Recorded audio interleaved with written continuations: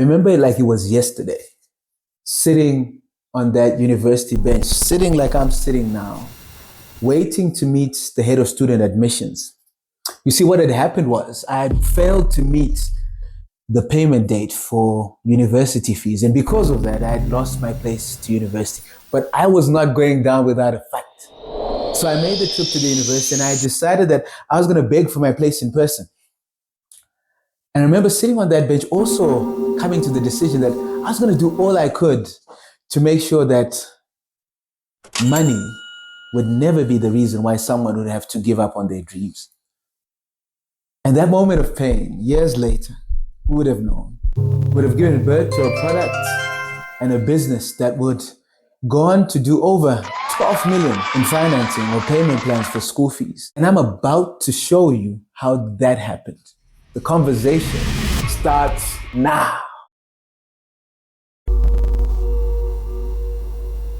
So I think the best way to sort of sum up my story is I've discovered a way to take pain that I experience or pain that's experienced by my loved ones and turn them either into businesses or causes that people can rally behind, right?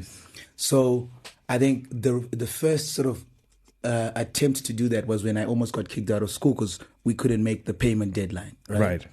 And escaping that painful incident because my dad just managed to get a loan and just forced me to go to school made me think, how could I change this? So I've got this thing where if I go through something terrible or someone goes through something terrible, I ask myself, is everyone going through this? Right. And when I find people who are not going through the pain we're going through and actually experiencing life at a higher level, I ask myself, what are they doing to get there? And can I come up with the steps and processes to get that going? So it was the first business, Educate, right? I almost got kicked because we couldn't make the payment date. So what if I came up with a company that gave people payment plans and negotiated better payment dates for them? Right. So that was number one.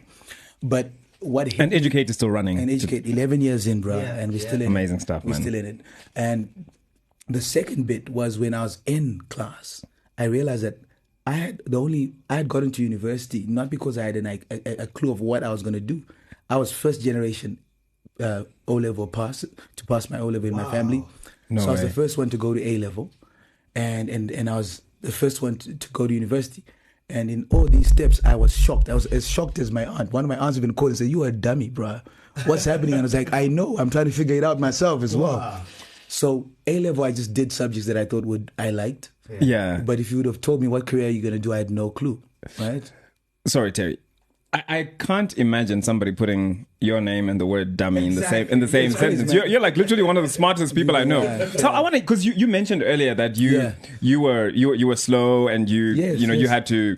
So I think what I learned is that it could be a fact that I was slow because of the way I was taught. Okay. Right. And the way the system taught folks.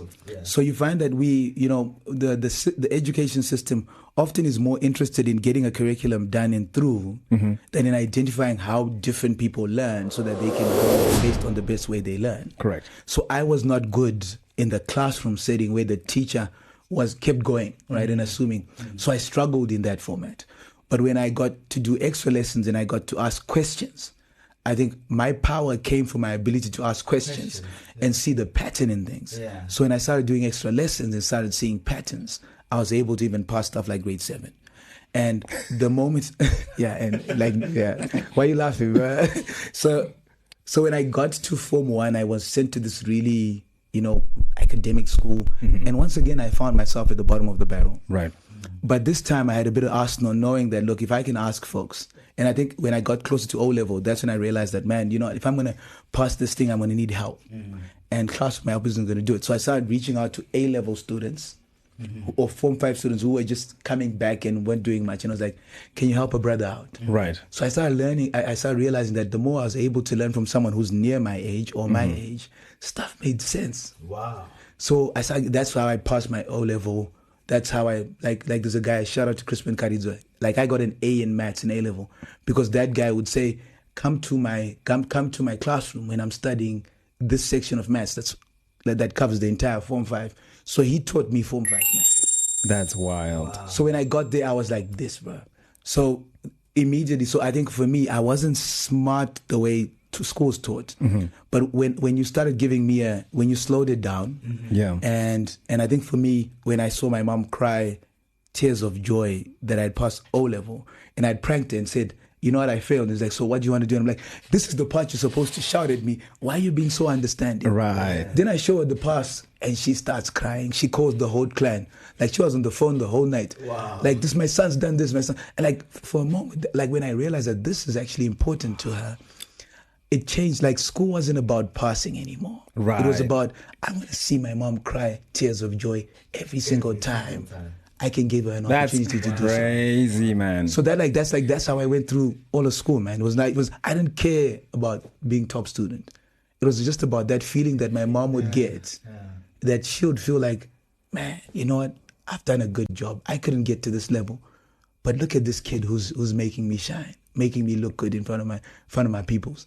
So that was university, bro. That's crazy. So how did we end up at Rhodes University and all of that? So, like I said, clueless as to where life was, what to do with my life. My aunt shows up at the school, my high school, which was in Narira Mission there.